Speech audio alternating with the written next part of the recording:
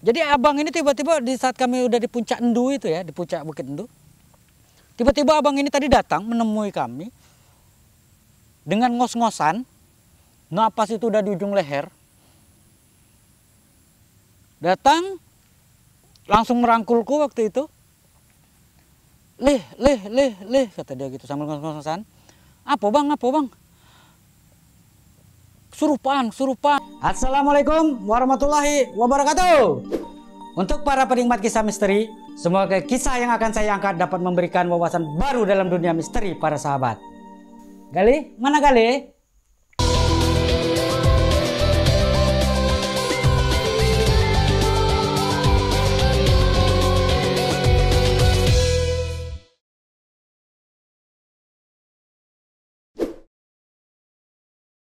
Assalamualaikum warahmatullahi wabarakatuh.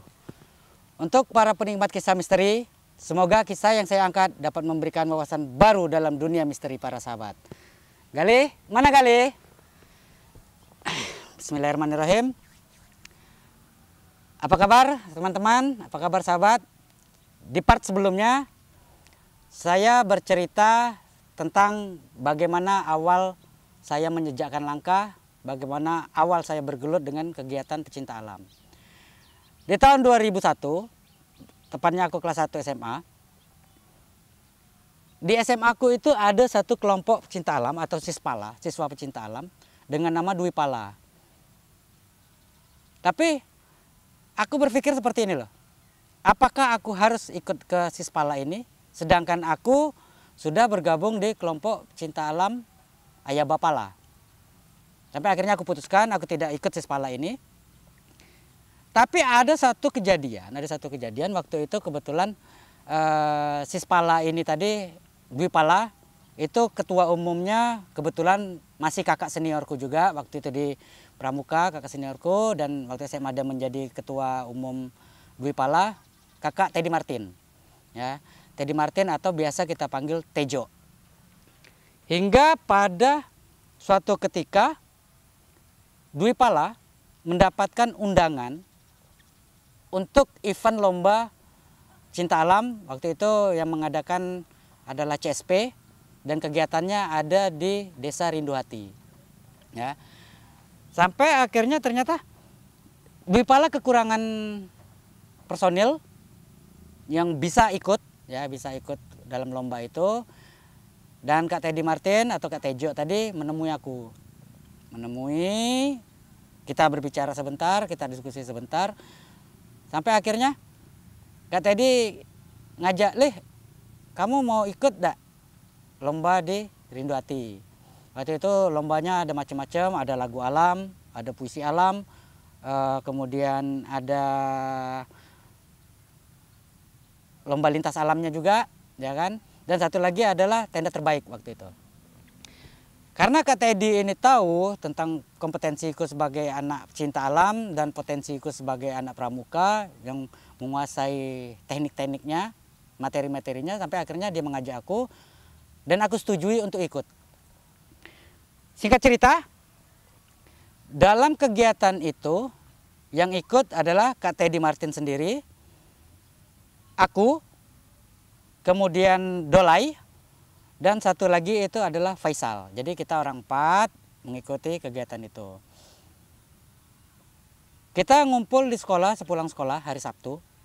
Hari Sabtu sepulang sekolah kita lengkapin peralatannya, keperluan-keperluannya untuk lomba ini tadi. Kita ngumpul di sekolah dan kalau seingat aku waktu itu setelah maghrib. Setelah maghrib kita baru berjalan ke Desa Rindu Hati. Karena apa, acaranya ada di Desa Rindu Hati. Dan seperti biasa yang menjadi jawabannya adalah estafet. Jadi transportasi waktu saat itu kita estafet ke Desa Rindu Hati. Dan Desa Rindu Hati itu ada di Kecamatan Tabah Penanjung. Ya, nggak jauh dari Desa Datar Lebar itu tadi. Tapi sedikit saya jelaskan. Desa Rindu Hati itu menurut sejarahnya adalah desanya para keturunan raja di Bengkulu. Nah, jadi di Bengkulu itu kerajaannya sedikit aku ceritakan ya. Di Bengkulu itu ada sebuah kerajaan namanya Kerajaan Sungai Serut yang dipimpin atau rajanya adalah Ratu Agung. Di mana Ratu Agung ini adalah salah satu pangeran di Kerajaan Majapahit yang kemudian dia ke Bengkulu dan menjadi raja atau mendirikan Kerajaan Sungai Serut ini. Dan konon ceritanya, konon ya, ini konon ya, masalah kebenaran atau tidaknya ini masih konon. Konon ceritanya adalah si Ratu Agung ini adalah dewa yang ada di Gunung Bungkuk. Ya, dia dewa di Gunung Bungkuk, di mana tugas dewa ini adalah untuk mengatur ketertiban bumi. Waktu itu kurang lebih kononnya seperti itu. Nanti teman-teman bisa cari ceritanya sendiri, bisa cari sejarahnya sendiri tentang Kerajaan Sungai Serut ya, dan siapa si Ratu Agung. Ratu Agung ini, Ratu Agung memiliki 6 anak. Ya, 6 anak laki-laki dan 1 anak perempuan. Jadi ada 7 anak ya. Anak yang pertama itu Kelamba Api atau sering disebut dengan Raden Cili. Yang kedua itu Manuk Mincur. Kemudian yang ketiga Lemang Batu. Yang keempat Tajuk Rompong. Yang kelima Rindang Papan.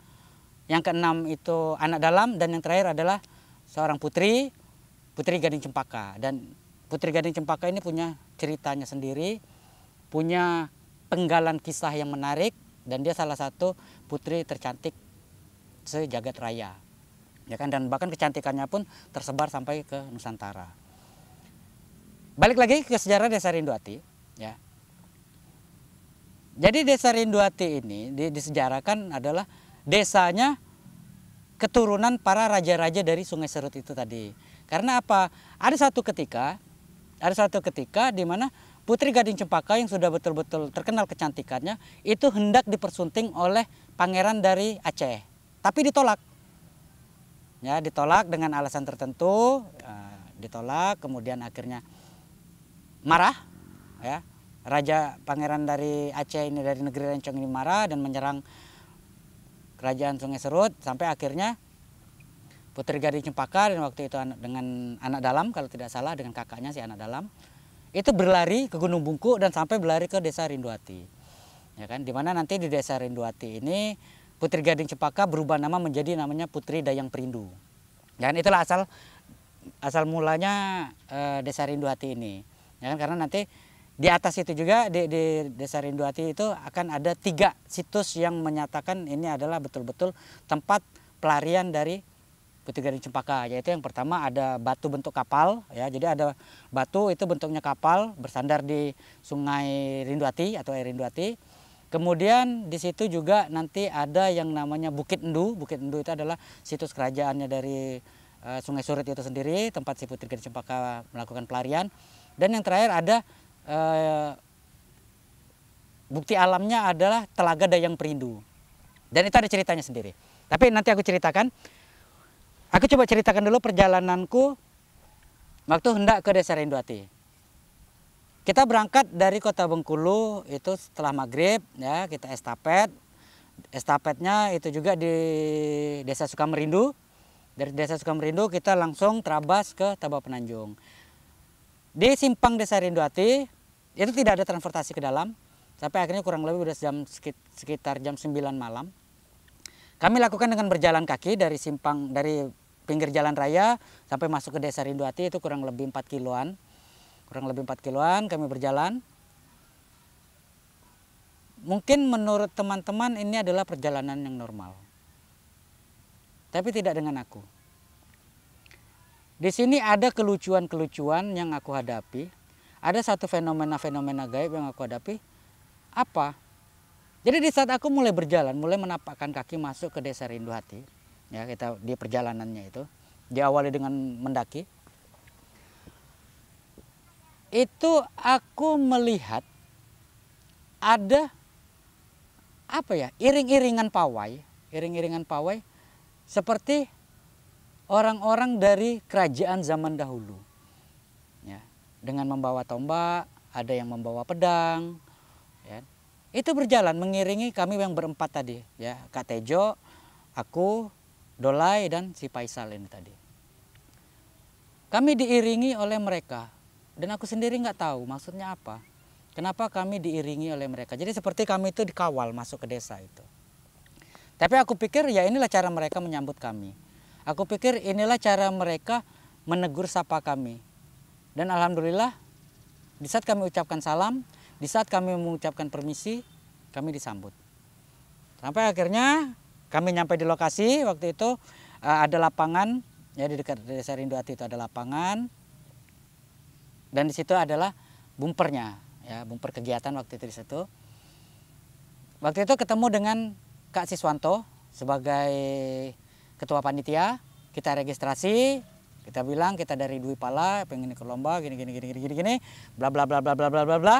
Sampai akhirnya kami dikasih kapling, dan kebetulan kaplingku itu ada persis di pinggir sungai atau air Rinduhati itu. Di hari pertama atau malam pertama tidak terjadi banyak hal yang terlalu mencekam, tidak. Hingga akhirnya di hari Minggu. Di hari Minggu pagi itu kegiatannya adalah lomba lintas alam. Ya, kegiatannya lomba lintas alam.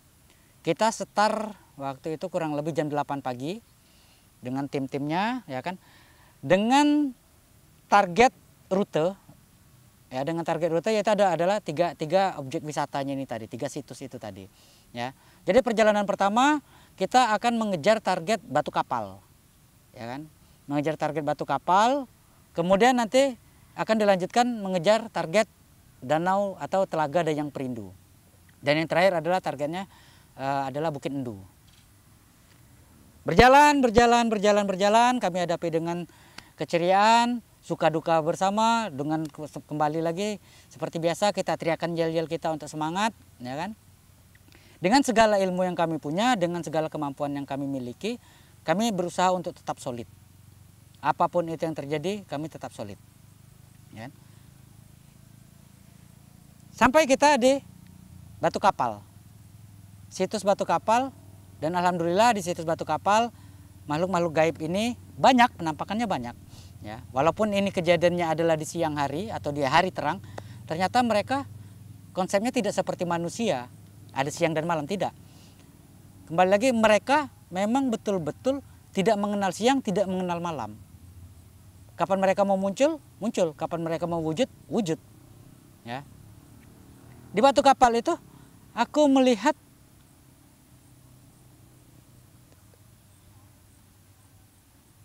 orang-orang dengan tampilan ABK atau anak buah kapal atau awak kapal, ya, yang ada yang membawa tali dadung, ada yang memegang jangkar, dan itu mereka menjaga. Mereka betul-betul menjaga situs dari batu kapal ini tadi. Batu kapal itu jadi ada batu besar, bentuknya itu seperti kapal yang sedang sandar di pinggir sungai, dan kapalnya itu sudah terbelah. Itu besar. Panjangnya itu kurang lebih 6 meter lah. Ya kan? Dan di situ pun dipercaya memang banyak makhluk-makhluk yang menjaganya. Tapi aku pikir ya karena itu memang tempat mereka, itu adalah lokasi mereka untuk berjaga, dan mungkin mereka punya tugas untuk menjaga situs itu, biarkanlah. Sampai akhirnya kami lanjutkan perjalanan. Kami lanjutkan perjalanan ke Telaga Dayang Perindu. Jadi di Telaga Dayang Perindu ini ada misterinya sendiri. Di Telaga Dayang Perindu itu kita tidak akan tahu mana pinggirnya, ya kan? Karena apa? Mau itu musim hujan, mau itu musim kemarau, debit airnya tetap segitu, tidak lebih, tidak kurang, dan tidak pernah bergeser debitnya itu, ya kan? Misalnya apa lagi pasang naik, airnya akan sampai kemana, itu tidak, tetap segitu aja. Dan airnya waktu itu sangat-sangat indah, berwarna hijau. Telaga Dayang Perindu airnya sangat hijau, dan dimitoskan, diceritakan. Jadi Putri Dayang Perindu itu dia punya satu minyak, yang ternyata minyak itu tumpah ke telaga itu. Minyak itu tumpah ke Telaga Dayang Perindu tadi, dan airnya itu nanti akan mengalir sampai ke air Rinduhati, ya kan, Sungai Rinduhati, dan nanti Sungai Rinduhati ini nanti akan nyambung ke Sungai Lemau, dan ini diminum oleh seluruh rakyat Bengkulu bisa dikatakan. Dan konon lagi ceritanya, mitosnya lagi adalah apa? Orang yang sudah pernah minum air Desa Rinduhati, mereka akan rindu untuk datang kembali ke Desa Rinduhati. Dan itulah kenapa disebut dengan nama Desa Deati atau Desa Rinduhati. Yang kenapa? kita nggak bisa cuman sekali datang ke Desa Rinduhati itu. Entah ada alasan apa atau dengan acara apa kita akan datang ke sana lagi. Sudah di Telaga Dayang Perindo kami turun, kami menuju perjalanan ke Bukit Endu. Jadi Bukit Endu ini dia adalah situs-situs kerajaan di mana batu gunung ini nanti bentuknya adalah petak-petak, ya kan, kubus, ya kan, yang secara logika siapa yang memangkas batu gunung ini tadi, siapa yang mengangkat batu gunung ini tadi. Tapi bukan itu yang pengen aku ceritakan. Di sini ada titik lucunya, karena kami waktu itu berjalan iring-iringan. Berjalan iring-iringan, ada beberapa tim, ya kan, waktu itu seingat aku ada anak Mahupala juga, ya kan, ada anak Palaspa juga, anak Dwi Pala ya kami sendiri, ya kan, kemudian ada anak Kampala, anak Mapetala, anak-anak Universitas Bengkulu, ya kan, yang Mapala dari Universitas Bengkulu, mereka juga ikut. Di saat kami iring-iringan, ada salah satu teman yang sudah betul-betul merasa kelelahan. Tapi bukan dari tim aku ya, dari tim sebelah, dari tim tetangga. Mereka orang ini tadi merasa kelelahan dan dia bilang, itu kita belum sampai di Bukit Endunya, masih di tengah jalan Bukit Endu. Ya kan? Ketemu sama rombongan kami, ketemu sama timku, aku tanya, "Kenapa, Kak?" gitu kan. "Kenapa, Bang?" "Wah, tidak sanggup, Abang, lita Abang, duduk baik sih lah." "Lah, rombongan Abang mana?" "Rombongan Abang lah naik ke atas," katanya kan, "lah duluan." "Jadi Abang sorang sih kok, Bang." "Yalah, ada apa-apa daripada menghambat perjalanan teman-temannya, dia memutuskan untuk istirahat di tengah perjalanan, di jalur pendakian itu tadi." Sampai akhirnya apa? Aku pikir, adalah aku tunggu dulu lah orang inilah, gitu kan. Aku tunggu kurang lebih sekitar 10 menit. Aku pikir dia akan membaik. Aku pikir kondisinya akan membaik. Tapi ternyata tidak. Dia betul-betul kaki itu udah kram. Ya, kakinya udah kram, peluh itu atau keringat itu sudah nyecer di badan. Tapi akhirnya aku bilang, "Kak, kami ke atas duluan ya, Kak. Karena apa? Kita di sini sedang melakukan lomba, kompetisi. Tapi di sisi batinku aku nggak bisa ninggalin orang ini. Aku nggak bisa ninggalin si abang ini sendirian di sini. Tapi di sisi lain, aku dan timku harus betul-betul berjuang sampai ke puncak Bukit Endu." Akhirnya setelah melakukan diskusi oleh timku dengan asumsi, dengan perkiraan atau dengan pemikiran bahwa kami sedang melakukan lomba, akhirnya abang ini tadi aku tinggalkan. Kami lanjutkan perjalanan.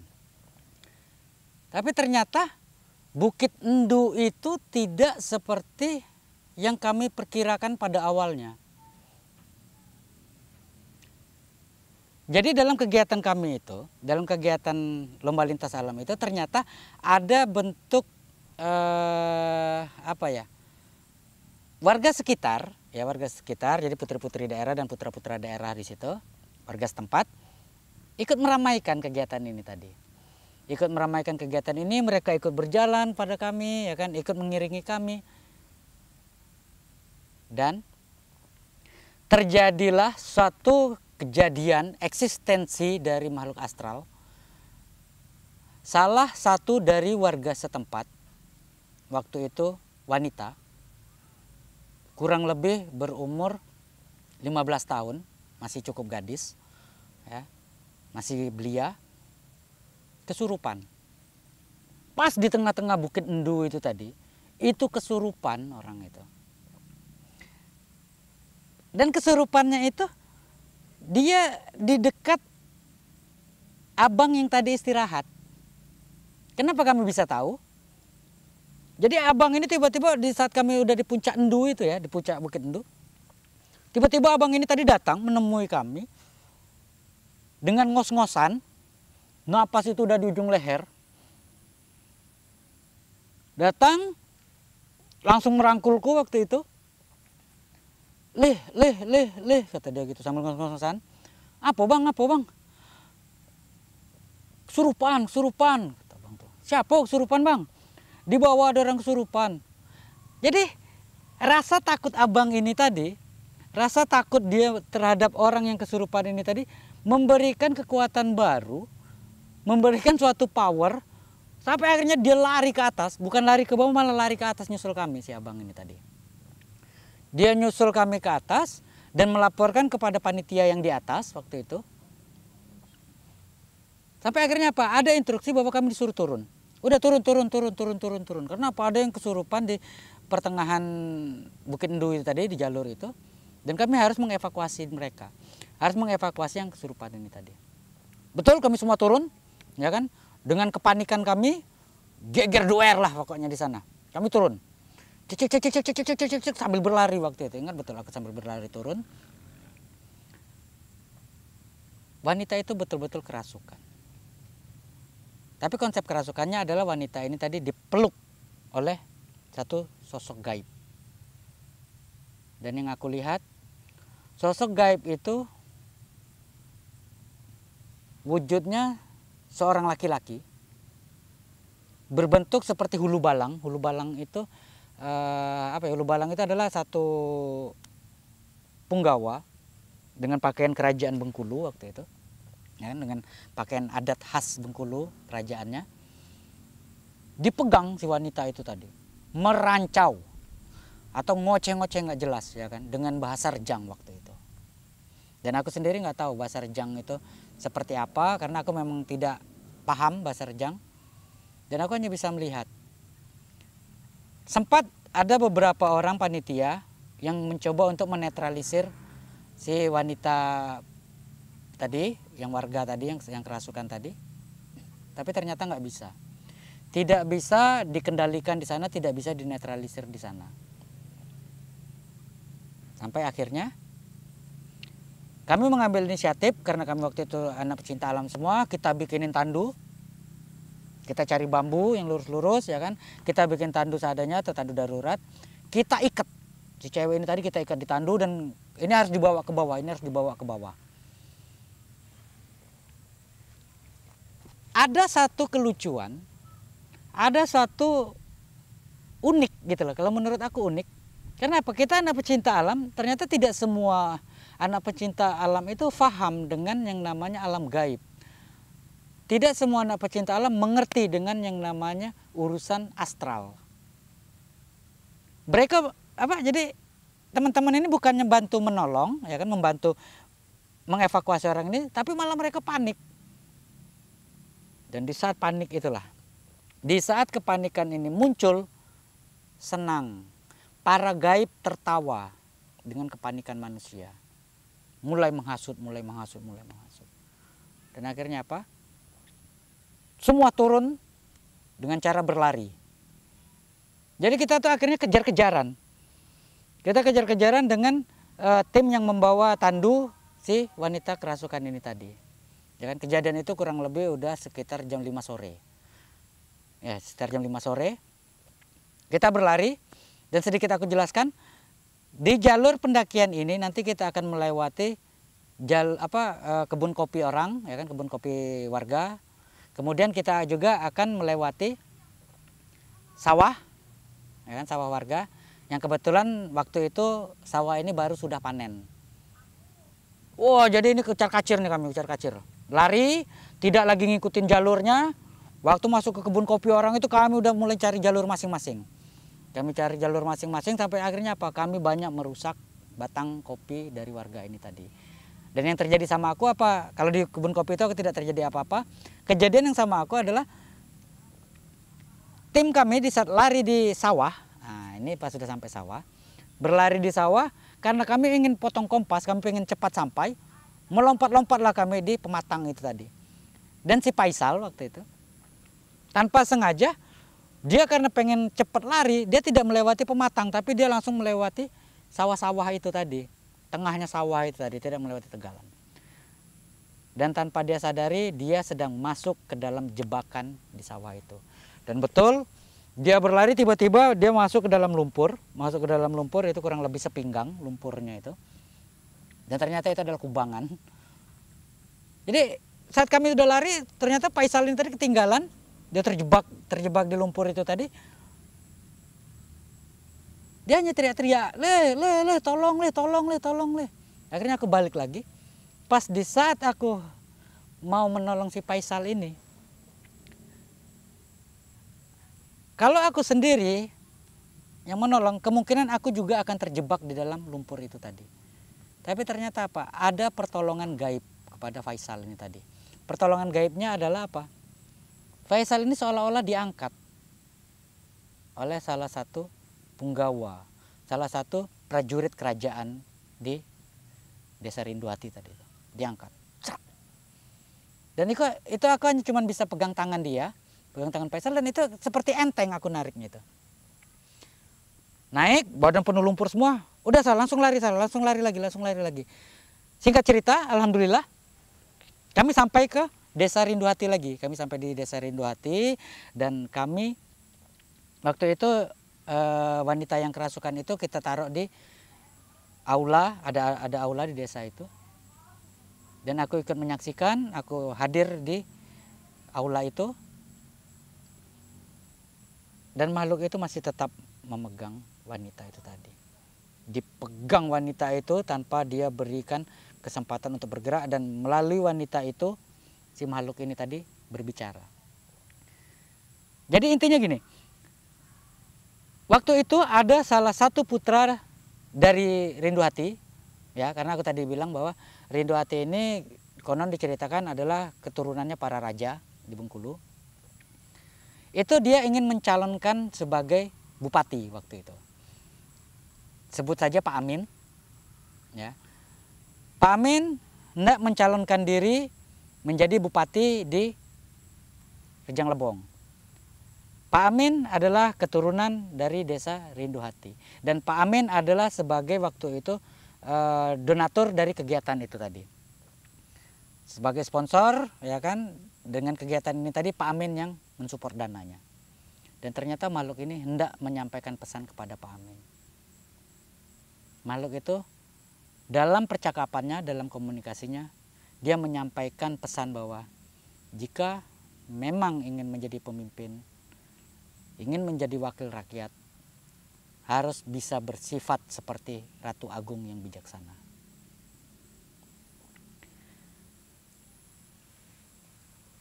Kejadian ini selesai sampai pada kerasukan itu.